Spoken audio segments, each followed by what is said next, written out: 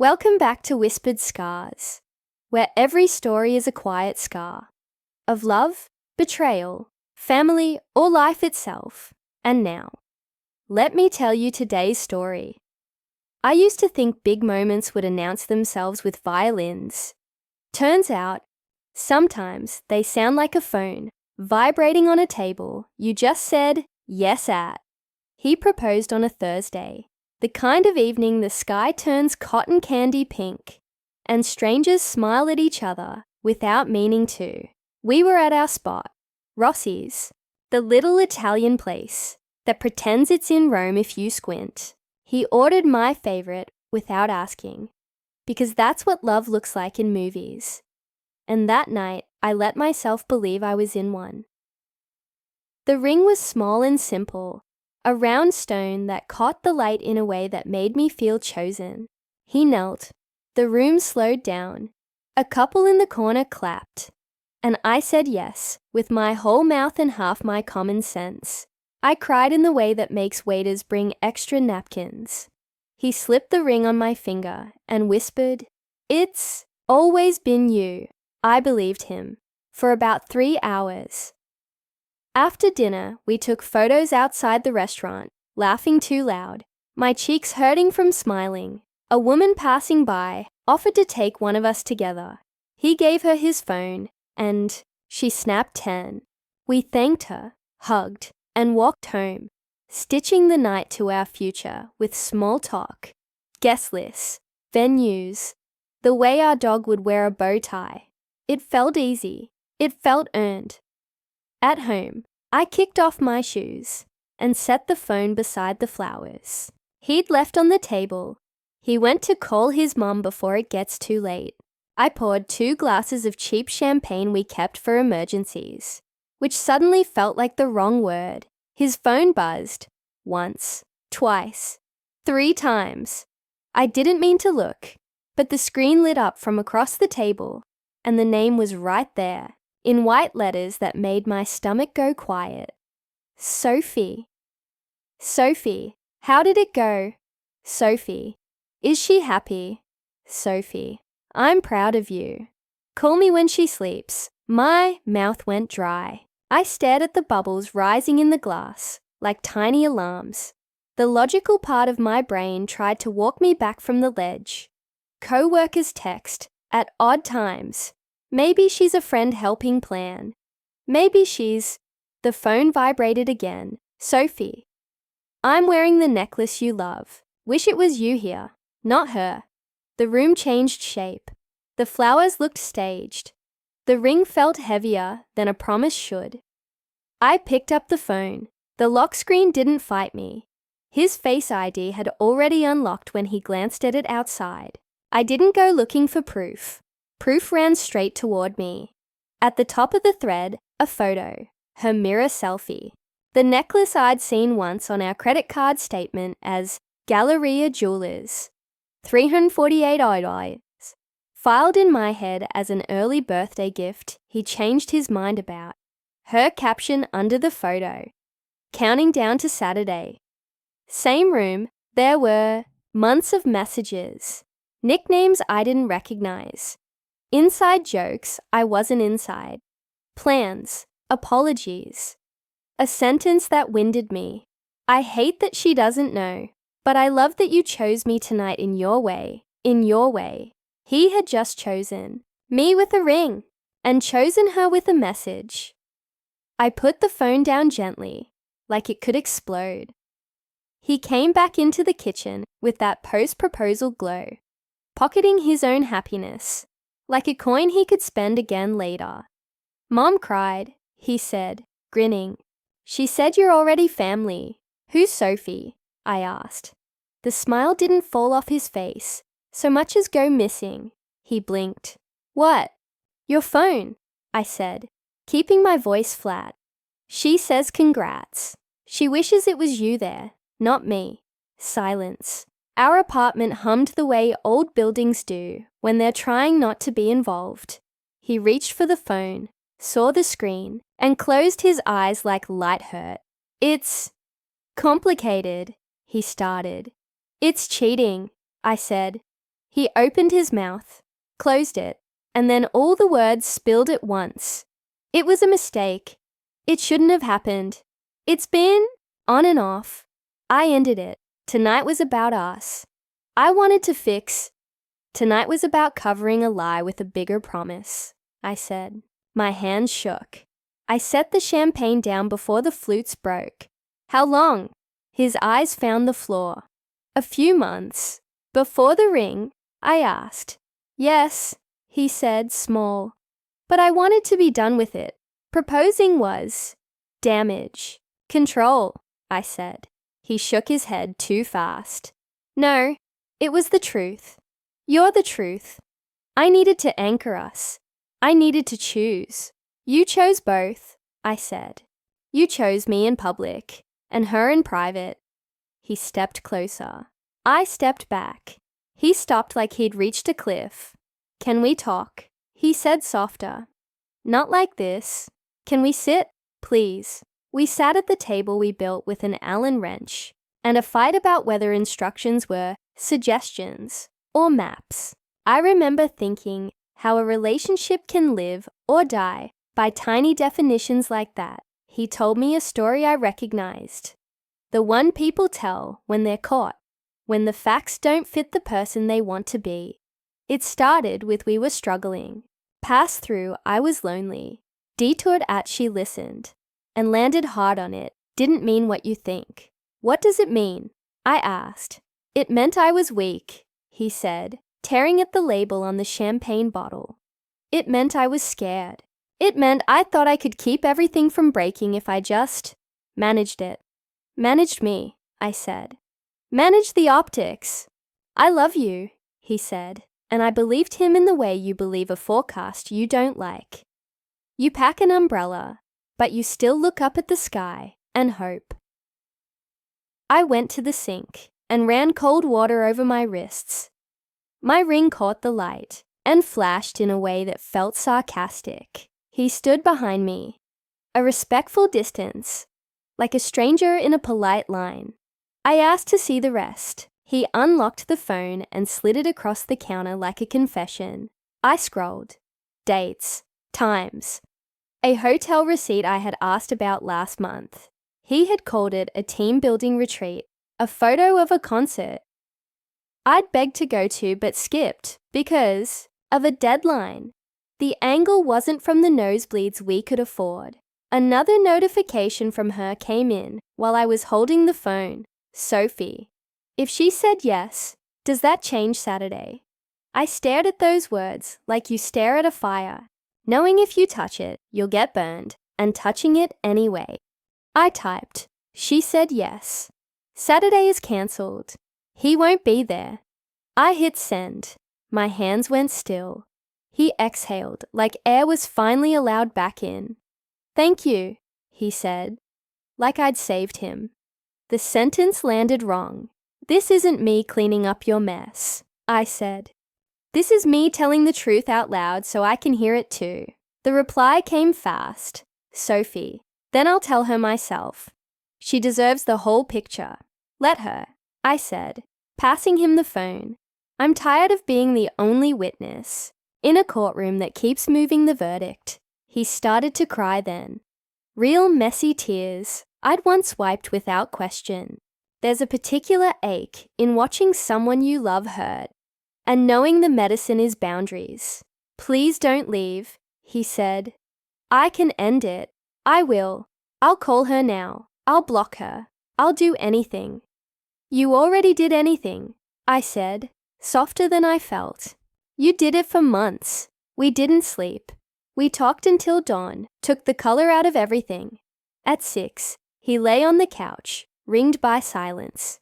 I went to the bedroom and stared at the ceiling, counting the hairline cracks, like a map away. From here. At 9, my phone buzzed. A number I didn't have saved, though I knew it now. Sophie. I'm sorry. I didn't expect to fall for him. That's not an excuse. If you want the timeline, I'll give it to you. If you want to yell, I'll listen. If you want me to disappear, I will. I typed 3 drafts and deleted them. Then I wrote, give me the truth. then disappear. She did. The timeline matched his in the way lies often sink when people have had time to rehearse. But there were details. He hadn't offered. The first late night that turned into something else. The first morning he said, "This can't happen again." The afternoon he ordered the necklace. Because secrets deserve rewards. The conversation where he told her he planned to propose to reset my life. Reset, like I was a button. I took off the ring and laid it on the table. It didn't look like forever anymore. It looked like an object we had both tried to bless into meaning.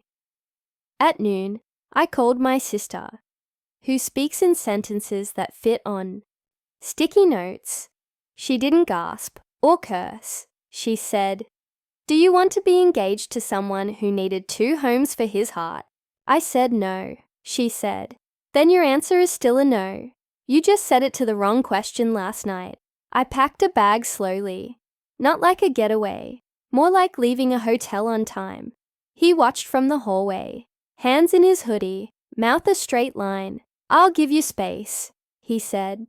"I'll sleep at Mark's. Take the bed, take the place, take whatever you need. I need a version of me that isn't negotiating with myself for crumbs," I said, zipping it closed. "I'm going to Jade's. Jade lives 3 subway stops away and keeps spare toothbrushes for when life is messy." She let me in without questions, put tea in my hand, and tucked a blanket around my shoulders. Like grief could catch a chill, I slept for 3 hours that felt like falling through a quiet sky. When I woke, my phone had 6 messages from him, none from her. He said he'd blocked her. He said he'd tell his mom the engagement was on hold. He said he'd go to therapy. He said he'd wait. I typed, "I need time. Don't contact me for a week." He typed, "Okay, I love you." I didn't answer. People are generous with their opinions when you're newly broken. Jade made a pro-con list on a napkin. Like the future could be bullied into clarity. My sister sent me apartment listings just to look.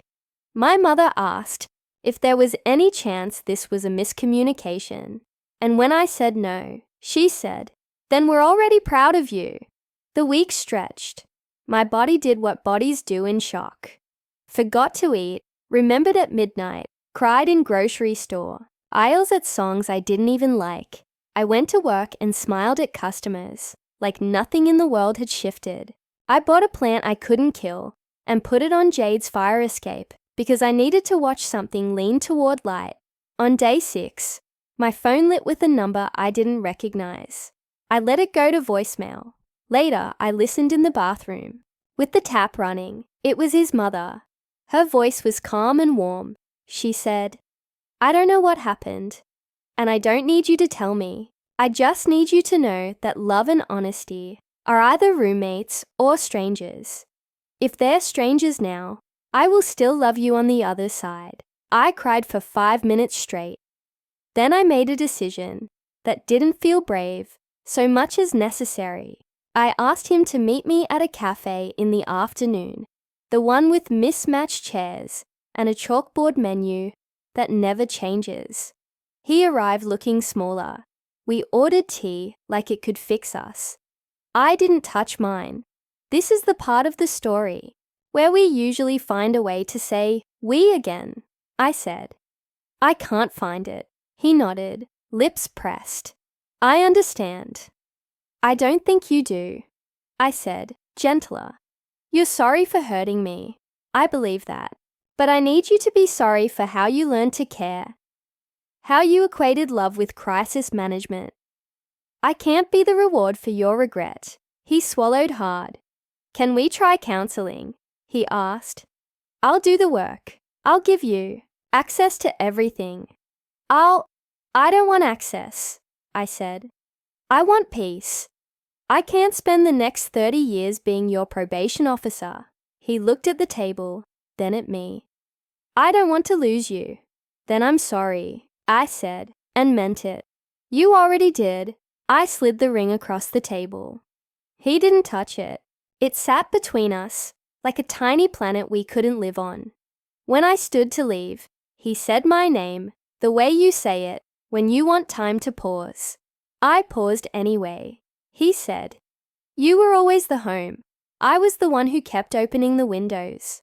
I hope you learn to close them, I said. For whoever's next, for you. I moved out of Jade's a month later into a studio with a window that faced a loud street and a quiet tree. I learned the names of my neighbors' dogs before I learned the names of the neighbors. I worked, I cooked, I slept through most nights, and on the ones I couldn't, I listened to rain sounds and my own breath. Sophie never texted again. I blocked her anyway. Like setting a boundary, even if the door is already shut, he wrote twice. Once to say he was in counseling. Once on what would have been our original wedding date, to apologize again without asking for anything. I didn't reply, not because I hated him, because I loved the version of me who didn't keep returning to a table where the truth had to be dragged into the light. People asked for a while, "Are you okay? Are you seeing anyone? Are you sure?" The answers shifted. Grief is a tide. Healing is a habit. I grew new routines like muscles. Saturday morning markets, long walks without destination, a journal with pages I actually filled. I bought a cheap necklace for myself and wore it without needing anyone else to like it. 6 months later, I saw him across the street. He was laughing with a coworker, head thrown back, that wide, generous laugh that used to make me feel safe. It didn't stab. It pinched, then passed. I crossed to the other side and kept walking toward a life that didn't require me to be the person, holding everything together by sheer will. If there's a lesson here, it isn't that proposals are traps or that love is a scam. It's smaller and harder. It's that big words like forever and always only mean as much as the daily verbs under them. Tell, choose, stop, start, listen, end. The night he proposed, he said, always. 3 hours later, the messages said, until Saturday. My heart finally listened to the second sentence. Sometimes I imagine a different version of that night. The one where I didn't look at the phone, where I went to sleep happy and woke up planning a wedding. That version doesn't end in a white dress either. It ends in a bigger break later, with more people watching. I am grateful for the small mercy of finding out early, even if early felt like a knife. If you're listening to this with a ring on your finger and a stone in your stomach, here is what I wish someone had said to me. You are allowed to ask questions on the happiest day of your life. You are allowed to pause a fairy tale to make sure the narrator isn't skipping chapters. You are allowed to return a future that costs your dignity. I kept the photos from that night, not on my wall, in a folder named Thursday. Sometimes I open it to remind myself my face can hold joy that big. I don't want to be scared of that smile. I just want it to be honest next time. And it will be, not because the world owes me a better story, but because I owe myself better. Choices. I choose rooms where phones can buzz without my blood pressure rising. I choose a partner whose yes is not afraid of daylight. I choose to be the person who looks at proof and doesn't argue with it. He proposed. I said yes. His phone buzzed. I said no. Both sentences can be true in the same night. Both can make you the main character of a story that doesn't end where you thought it would, but begins in a place you can finally trust. This has been my confession. If it sounds a little like your life, you're not alone. If your ring feels heavy, it's okay to set it down and see how your hand feels without it. Thank you for listening. You've been listening to Whispered Scars. If this story sat with you, stay a while. There are more voices here, yours included.